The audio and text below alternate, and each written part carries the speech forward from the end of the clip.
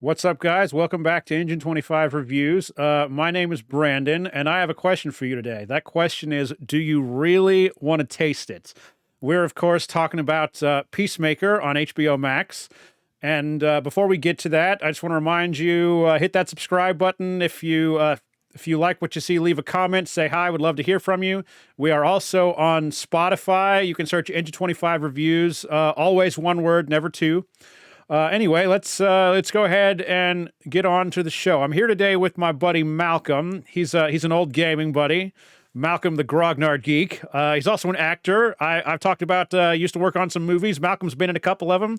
He's a voice actor guy. He's just all around pretty cool, and he loves comic books. And he knows a lot more about comic books than I do. So how you doing, Malcolm? What's going on? I'm doing great. Thank you for having me on here. I think the key word in your introduction is old, because I've been around a lot longer than a lot of people have, and I've been a geek for a long, long time. So He's yeah, been a I'm nerd excited. longer than I've been alive. That is true. That is true. I have been. Yeah, yeah. I mean, I started watching Star Trek back in the '70s. So there you go. Nice. You know, that funny thing, my first exposure to Star Trek was the movies. And then I went back because, I was a kid in the 90s, right? So the movies were on TV more than the original show. So I went back and watched some of the original series and was like weirded out by how young the cast was. And like Sure. Scotty was this like young, kind of attractive dude. He wasn't this portly guy with a mustache. Like, Right. anyway. So, Malcolm, do you want to taste it? Do you really want to taste it?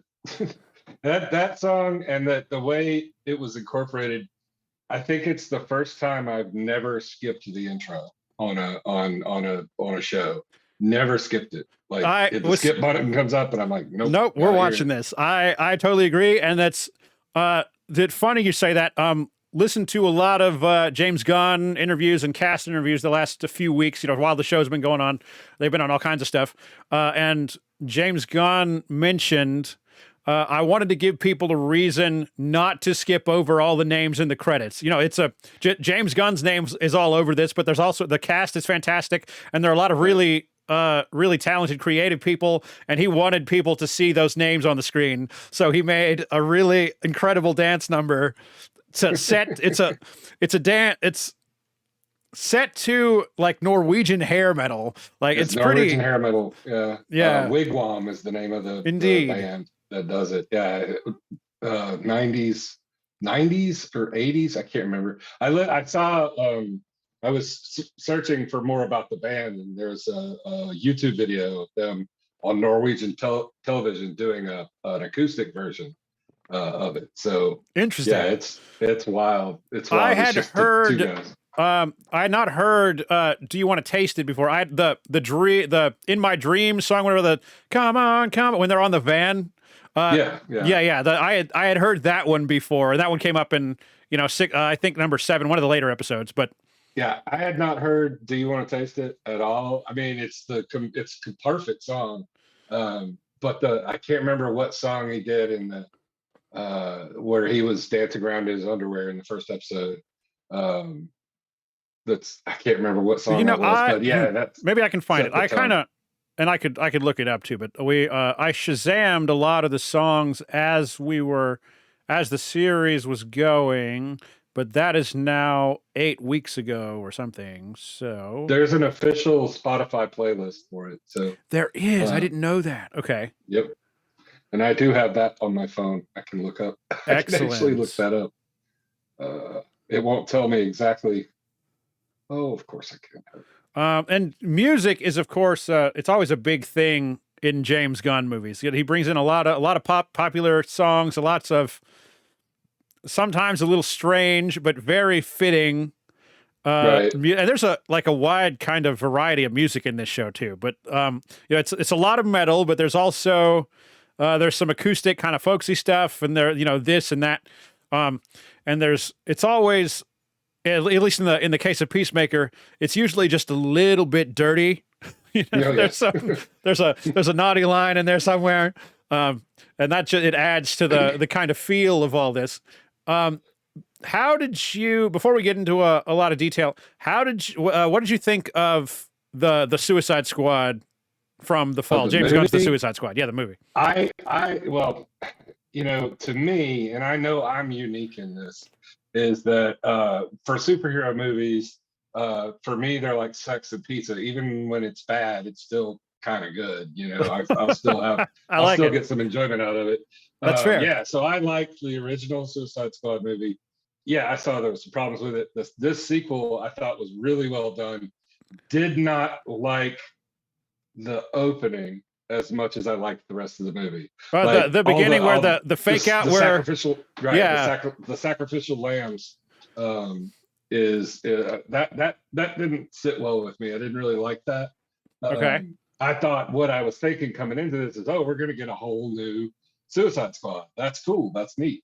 I mean, But and there wasn't. was it in the promo stuff. They were talking about it for a while, but they're having so many faces on that poster.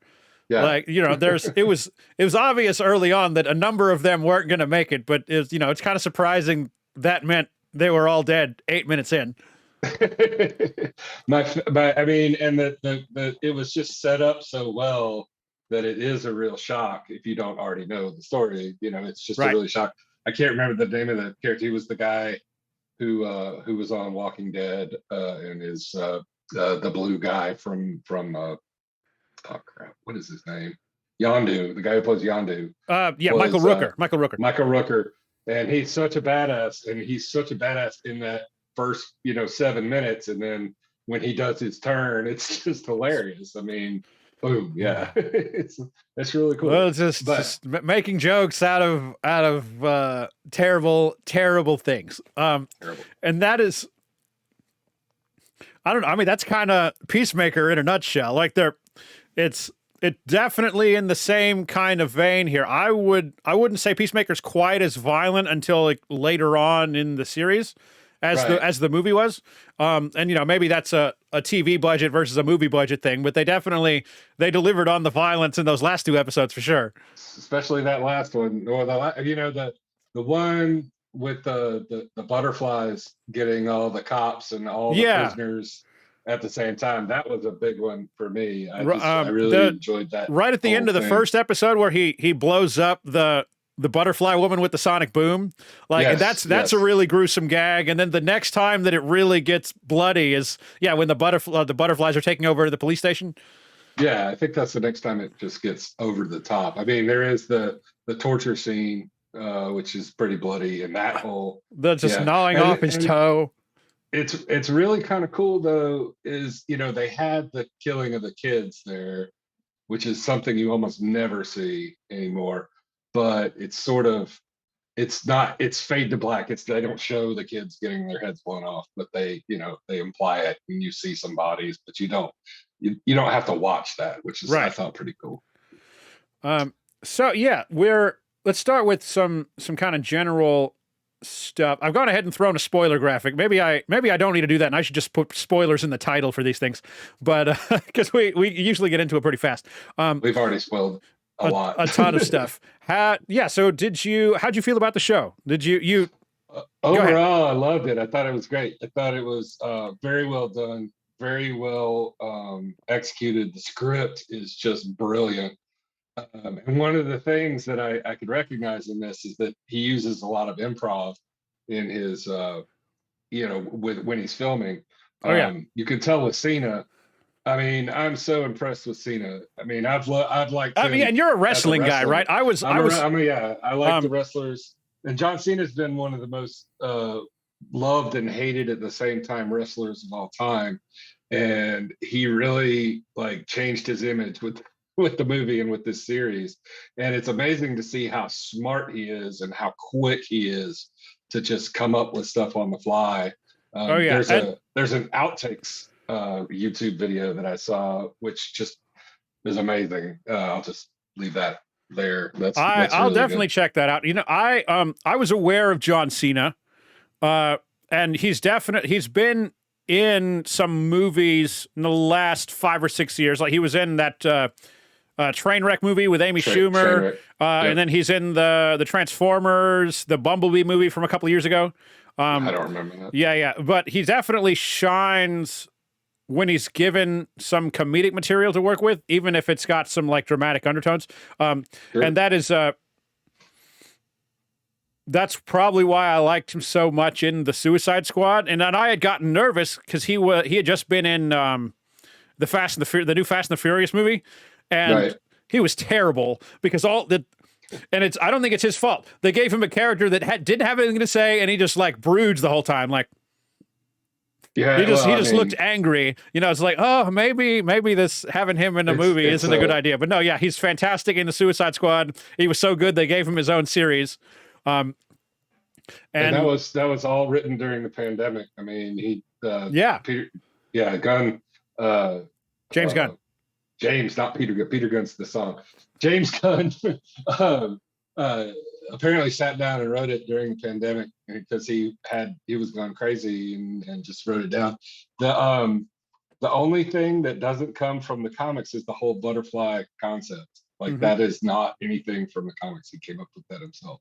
So yeah, all the other things there are in there somewhere. I think even like Economos is part of Suicide Squad, if I remember correctly. I don't read Suicide Squad Economos and Harcourt they're both from the comic books. Right. And that kind of apparently came like late in the writing process for the Suicide Squad movie. Is he had computer text 1 and 2 or something, and then he did some digging and gave them names, and then that ultimately led to them being dramatically expanded in the Peacemaker show. Yep. Then taking this character Vigilante, which is a character I'm really familiar with, because this was where being old comes in. I collected the first, I think it was first dozen issues. It had a 50-issue run, Vigilante. That many issues? Wow. Yeah, it was introduced in Teen Titans, in an annual of Teen Titans. Adrian Chase was originally the DA wherever the Titans were based. I don't think it was Gotham, it was somewhere else, but they were trying to work with this DA, and then it's sort of like a Punisher story. Okay. I'm pretty sure Punisher came first, but it was basically the DA's family got shot and killed. He was exploded, and at first he was exploded. He was exploded. Yes, his family died. He died for 7 minutes or something like that, and then came back. And then he goes, disappears for a long time, comes back, and he's still the DA or gets to be the DA again. But now at night he goes out as Peacemaker, and he's got this Vigilante arsenal of weapons. Vigilante. I'm sorry. Yeah. Vigilante. Thank you.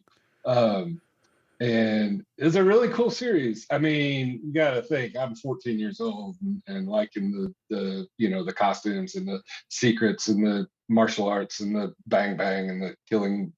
He has a very cool look, even in the show, I would say. And that was when the trailers first started to come out for the Suicide Squad, like one of the things I absolutely loved was how stupid they all look. Like, like the majority of their costumes are like made in their, it's like cosplay, but it's like deliberately like bad cosplay, like stuff that's made in your garage. And that's it's definitely part of the vibe of the movie, with exception, like I think Bloodsport's helmet looks really cool and a couple of other things, but and that kind of design philosophy like carries forward into the show a little bit, but also like I think Vigilante's look is a lot more interesting and more utilitarian than Peacemaker's is, for example. Sure. But then we also find out that the funky shot, the chrome helmet actually has superpowers, which we didn't explore at all in the movie. Not at all. I don't think they gave him a superpowered helmet in the movie. I don't think or at least he didn't use it. Maybe he had the scabies one and he just didn't want to risk it. In the comic books, it was, he could activate certain things and he could breathe underwater or, do the visions, the visions, X-ray vision or whatever. Right. And it was all just a self-contained unit that could do various things. But I liked the way they approached it in the TV series, where it's like he has to get a different helmet to do a different Yeah, thing. each helmet has like one superpower. one superpower. The sonic boom and the human torpedo. The human torpedo. Activate human torpedo. I'm glad we brought up the comic books. We talked about this a little bit in the pre-show. I hadn't really heard of Peacemaker before the promo stuff was coming out for the Suicide Squad movie, and then once that once that came out at DC Fandom or whatever they call it, did some research. John Cena, I know him, and did this and that. It turns out he actually appeared in Crisis on Infinite Earths, right? Is that what? That was his first official DC appearance. Okay, yeah. So I had actually, I've read that at least, but he obviously didn't leave an impression because I didn't remember that was a thing. Well, he's not in it very much. Yeah, to be honest. I mean, they just show him a couple of times on that Earth 4, I think it is. Okay. And then Earth 4 is where all the Charlton characters came from. So to sum it up and try not to take too long with it, all of those characters, Blue Beetle, Silk Spectre, I think is one. Okay. I definitely know some Blue Beetle.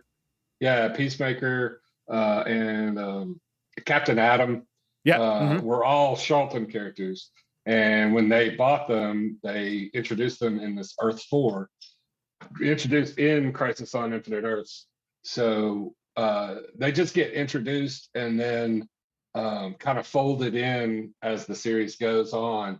You see Peacemaker fighting the Anti-Monitors ghosts or whatever it is.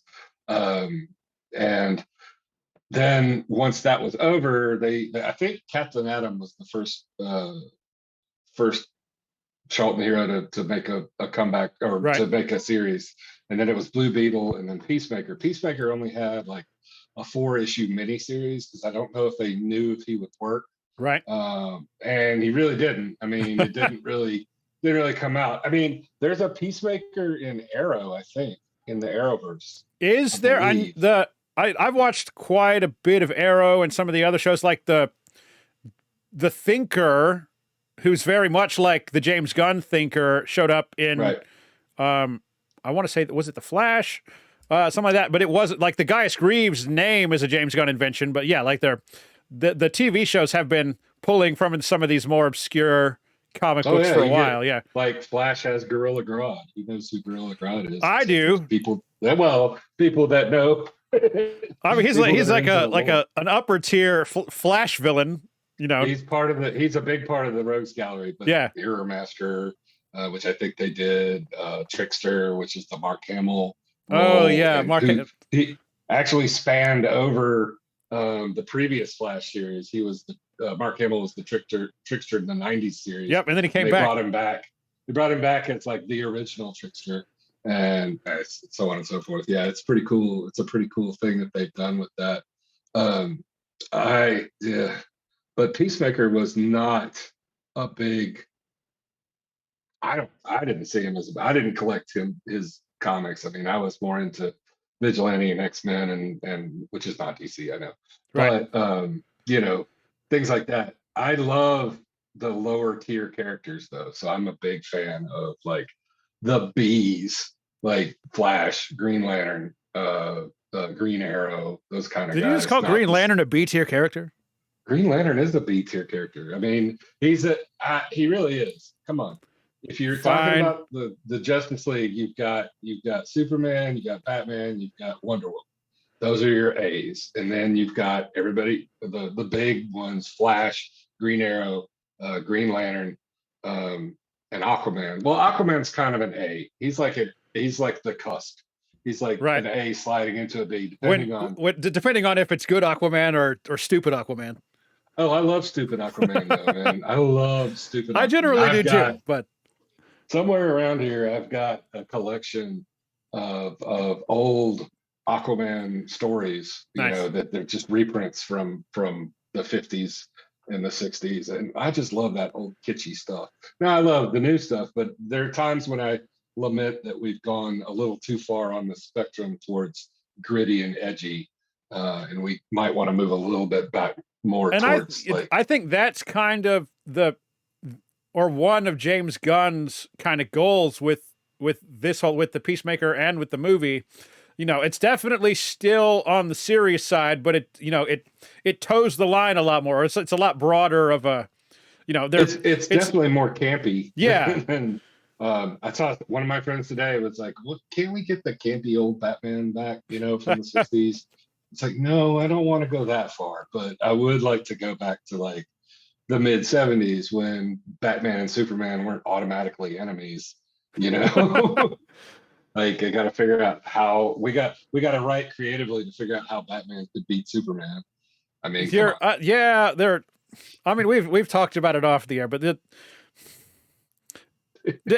I don't understand why it's so hard to get Superman right. Like, it shouldn't be. Superman should be the easiest one. And it's, and I adore the Superman and Lois show that's on the CW right now. It's a great series. And it's, in my opinion, the first, like, probably the first time since Smallville that anyone has really figured out Clark Kent and Lois Lane. Like, it's we shouldn't tangent too much, but like the whole thing about Lois Lane is that she's the only person in the world who doesn't need Superman. Right. She's the love interest. Obviously, they're involved. She's a major character there. But oh god, I know but it's like, yeah. Maybe I'll review Superman and Lois now that we're partway through season 2. So maybe when season 2 wraps up, I'll do an episode for that. That'd be cool. But anyway, please.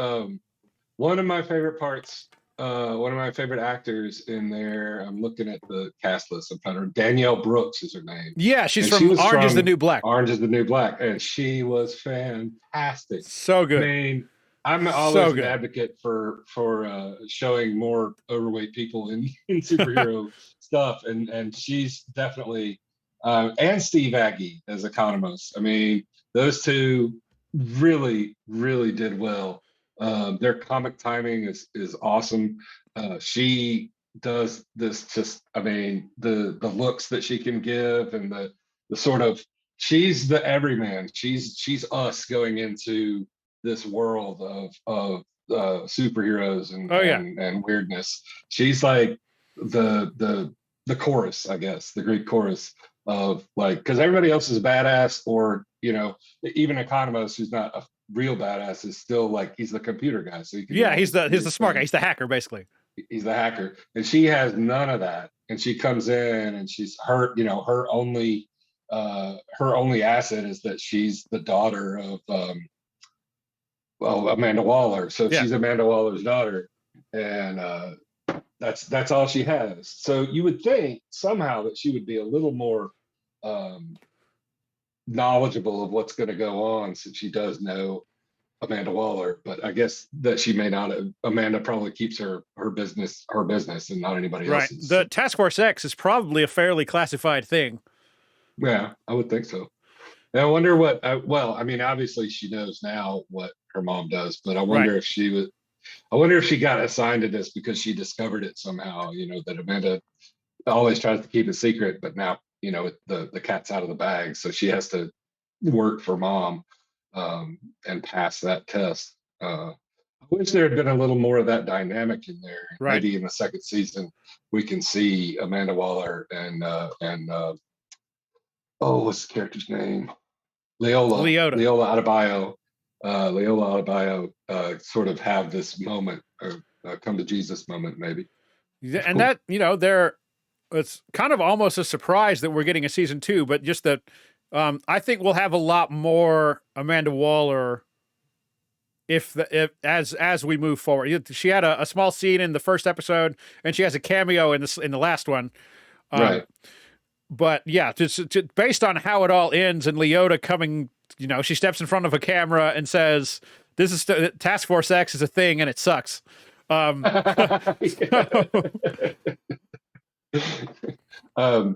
Yeah, I was disappointed that Myrn died. Me but too, I guess dude. There really wasn't a way out of it. I mean, if they're gonna kill off the butterflies, but I think at the end, no, they killed all the butterflies. Well, at the end, he's hanging out with Goff, Right. Oh, okay, You're so he's still you hanging out with Goff. All right. yeah, she gives the whole speech about like we're here to maybe our methods aren't the best, but we're here to actually, to save humanity, and because we don't want what happened to us to happen to you, basically. Right. And then Peacemaker guns her down, but he doesn't damage her skull, right? So the butterfly's intact, and that was my first thought. Like you left the butterfly there. Yeah, and it's shows up right at the end. He sits on his porch and he's in kind of like some kind of existential state, Right. and then Goff is just there getting along because she's the only one left. The food source is gone at this point, so eventually she's going to starve to death. But they're just hanging out. It's kind of a really really bittersweet kind of way to wrap it up for Chris Smith. I'm wondering if they're gonna keep them along, keep them going, have Goff still stay. I think the rest of them. I mean, it would be an interesting thing to have them work out a way to communicate. I don't know. I don't know what may happen. What did you think of Robert Patrick? Did you not Dude, just scream and holler when you saw him? I was yeah. Okay. Yeah, I knew he was in it. Like going in, I kind of keep in the entertainment news, keep up to date with stuff. So I knew he was cast. I didn't know who he was other than Peacemaker's dad, right? So Right. I didn't know if there was a specific comic book character. And there is and there isn't. He's kind of analogous to a couple of people, but yeah. Yeah, I gotta say, we mentioned the opening number, and but my wife and I were sitting there like already laughing, and then Robert Patrick, the fucking T-1000, is standing there, and he does a pelvic thrust, like, and I almost like. I can't remember the last time I laughed so hard. I almost passed out. Like I couldn't breathe for several minutes. Like I had to pause it and just like collect myself before we can continue. Like I couldn't. Oh God. And yeah. So is it August Smith? I think is his name. It's Augie Smith. Yeah, is the character's name. Now that's not the name of the Red Dragon in the White Dragon. Comics. Yeah. Yeah, the White Dragon. Sorry, the White Dragon. But the White Dragon he's a thing. As it is a thing. And there's another, like I said, the costumes look kind of ridiculous, and White Dragon, I would like it almost looks like a KKK suit, but which is by the way intentional. He's a fucking racist, but yeah, it looks really almost homemade and kind of stupid, but also like really fits in the aesthetic they've established, so it works. Sure, you know what I mean? Yeah. It's funny because between episodes 5 and 6, or maybe between 6 and 7, I had never seen Django Unchained, so I watched Django Unchained. Oh, I love Django Unchained. Oh, it's a great movie. Yeah. So they have that scene in the movie where they in Django where they all got their pillowcases on or whatever, and they're like, we can't see, the holes aren't good. I mean, are we gonna keep these? Oh, we gotta keep them on. No, and then like whatever his name pulls it off, and it's like, oh, and I had to think of that every time I saw. I think it was episode 7 where the KKK guys are chasing him around. Yeah, and his father. Yeah, it's that was hilarious. And Peacemaker's father in the comics is, I think, like an actual Nazi, or was a Nazi. Yes, was a Nazi in the reboot that they did. Okay, not in the original. The original, I don't think they talked about his father at all. He was a diplomat. Not the father, but Peacemaker Smith was a diplomat who started becoming Peacemaker because he was in some kind of diplomatic negotiations and recognized that he couldn't get the guy, the leader of this country, to back down at all from his stance, and so he had to become Peacemaker in order to get rid of this guy so they could have peace. So it's like I become, and there's an interesting ironic thing. I was watching a video on this that Peacemaker Smith goes down into the basement of his mansion, and he's designed all these weapons that are the best the best weapons ever, but he's never used them because he wants peace. And now he's like, I hope to never use these, but I will now to get peace. And so yeah, it's where the ridiculousness of that I want peace so bad and I'll kill anybody I need to get it. And that, that's after the Suicide Squad, my whole thing was like, man, Peacemaker sucks. And like in like the He's a best shit. way though. Like he's such a dirtbag, but Oh yeah, it was fantastic. Um he's an unapologetic asshole. yeah, It's and it's complete, like no real sense of moral anything except what pleases him and what makes him happy. And he comes to realize in the series that that's not the way to be. and that yes, and that I don't want to hate on some other TV that's happened right now, but like this is the arc that we all wanted in the Book of Boba Fett. Right. A guy that, like kind of a terrible person that realizes it and, and finds his way to become like a complicated anti-hero. Right. So, I'm not going to say that he's not still a murderer because but he's also, he's realized that his old ways didn't really cut it and he wants to be a better person. Yeah, I think the problem with that series is that they didn't show that transition. They didn't show that discovery. He was already a good guy in the first episode. Right. Yeah. He already becomes a good guy. Well, and the reason he became a good guy was that he was with Sand People. Yeah. He had that walkabout or whatever you want to call it, the spiritual journey that he goes on there, but they didn't do enough with that spiritual journey to make it seem like, oh yeah, that it would make it seem like it would take this career criminal and turn his whole life around.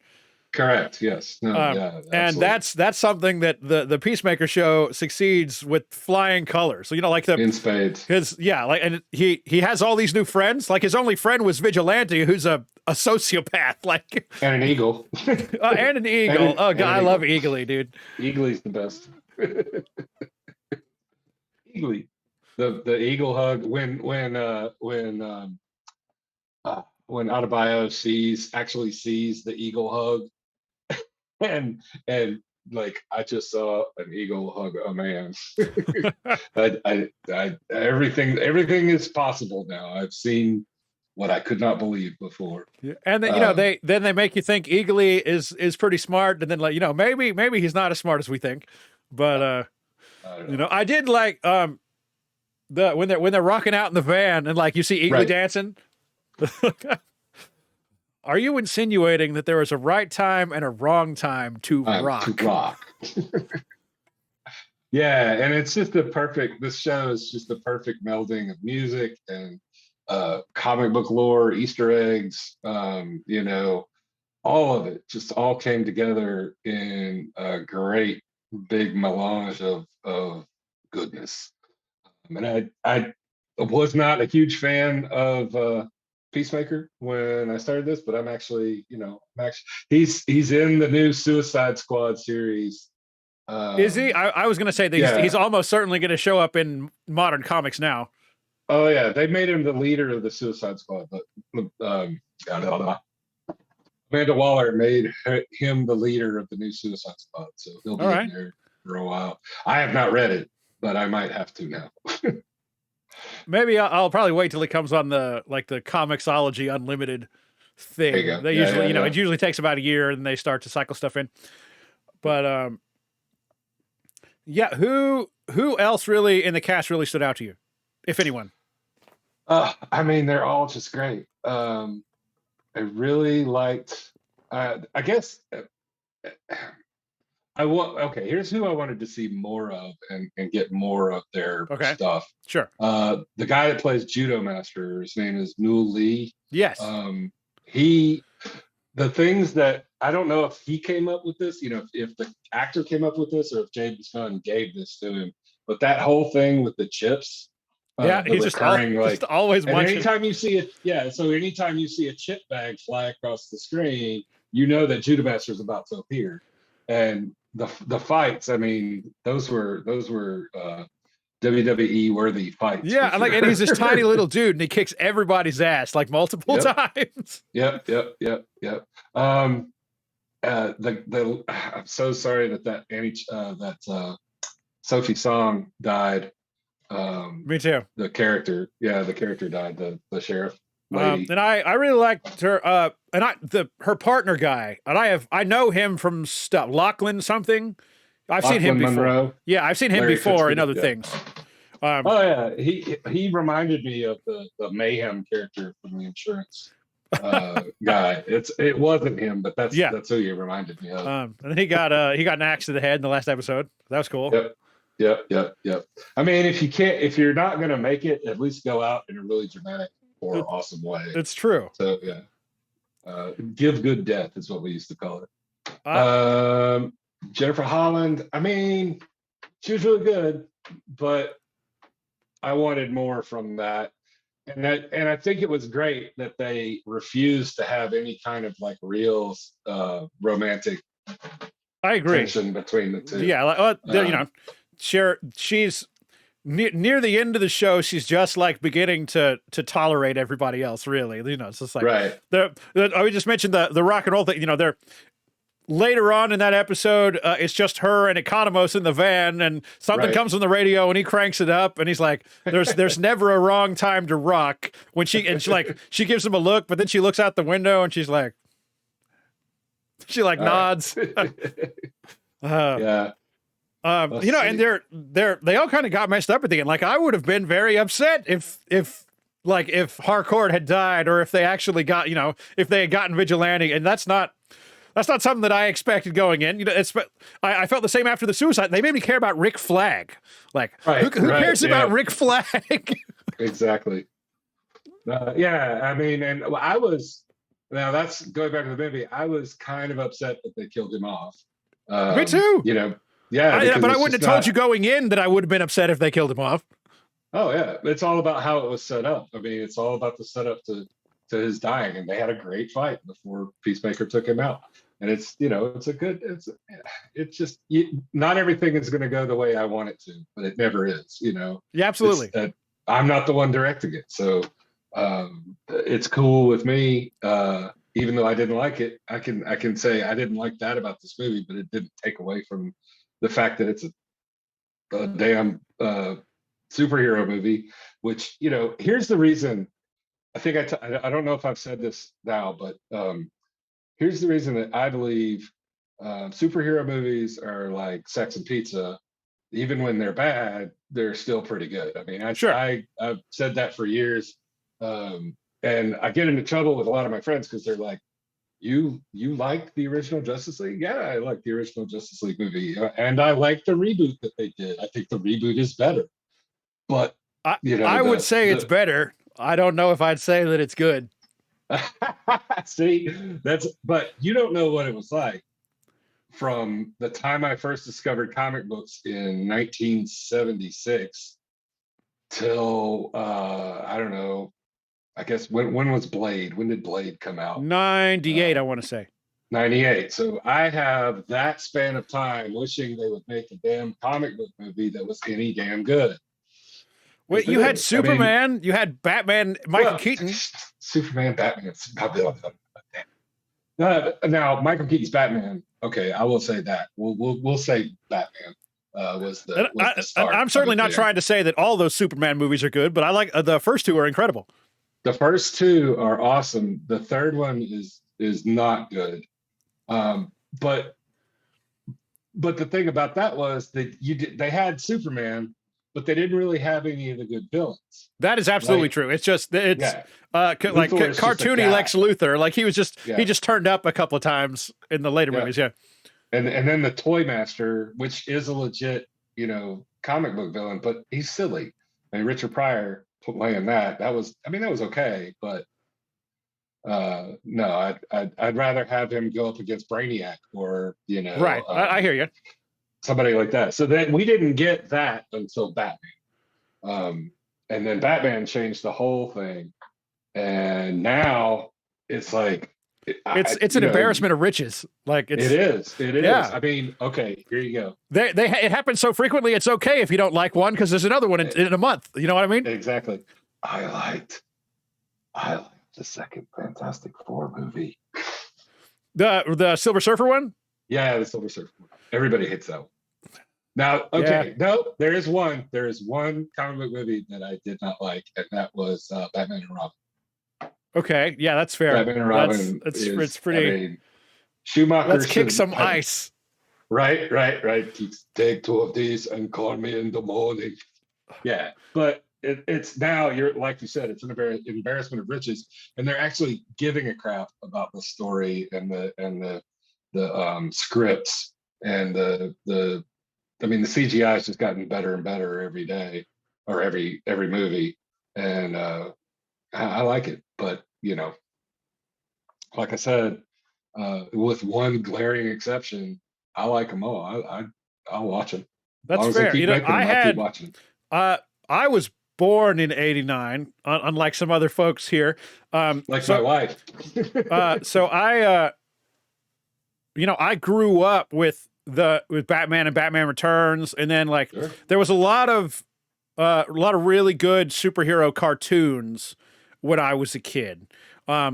As the Batman animated series, and then a little bit later on was Spider-Man, and then a little bit after that was X-Men. Yeah. And then like there was right around the corner was a little comic book shop that my brother took me to just a couple of times, right? And I never, I had like 3 or 4 comics when I was a kid. I had like an X-Men and a Batman, and then I had a one issue of Gambit because my brother really liked Gambit. And they ended up in a drawer somewhere, whatever. Until much later, I started getting allowance, whatever, and I could buy my own comic books. But Right. by that time, we then had like Spider-Man. And then, Right. and we had the X-Men came out. It was like, man, this is just like the cartoon. This is awesome. No, yeah. And then, the Spider-Man movies, and I feel like Spider-Man 2 is still one of my favorite superhero movies ever. And I was like, the Raimi, the Sam Raimi. yeah, the Sam Raimi Spider-Man 2. And then when they showed off Dr. Octopus in the trailer for No Way Home, like I did a flip. Like I was so excited. Anyway, yeah. So there has been more consistent superhero on the screen, certainly in my life, than the early part of yours, I suppose. But yeah, Right. I've read a lot of comic books at this point. But yeah, like a lot of my love for this stuff came from when I was a kid watching cartoons. Sure. And And I mean, we had that when I was growing up too. We had I Spider-Man and his Amazing Friends. yeah, That and had Super Iceman Friends. and Firestar, and then Super Friends. Yeah, Super Friends. Well, yeah, Super Friends has been one of my favorite cartoons since forever, and it's cheesy and it's dumb and it's isn't that where the Wonder wow. Twins first showed up? That's Like where the Wonder Twins they first. appeared there before they was were in the comics. second series. Yes. Okay. Yes, they were there before in comics. Xana and Jaina. And there's all kinds of subversive stuff that came out of that. Before that, there was a human duo. It was a guy and a girl who never had any powers. It was a guy, and a girl, and a dog. And I can't remember their names right now. But then there was Xan and Jaina and Glee, who, it was a guy, a girl, and a monkey. Right. So there always had to be a guy, a girl, and an animal. And an animal, of some sort that could like either talk or do things like a human. Amazing. I mean, but it's gone nowhere. But I mean, and then there's the old Spider-Man cartoon, which has the Spider-Man does whatever a spider can. That one, which was I think even before, I think that was late '60s, early '70s. I want to say '60s, and I only know that because it came out on DVD at one point in like the early 2000s, and I almost bought it, and I did not. And at this point, I regret it. I should have. Yeah. I mean, it was expensive. I didn't have a lot of money at that point. Oh, I wanted to mention you were talking about having a couple of comic books in a drawer. I have in my closet back here 5 long boxes full of comics. I got two short boxes right here under my desk. Like I got these days I read mostly digital, but I've got an older collection that I these keep are around.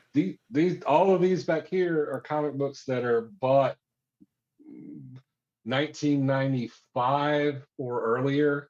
So they're all like I have like I said, the first 50 issues of Vigilante or the first 12 issues of that series. I've got the first 20 or so issues of Alpha Flight, which is another one they should.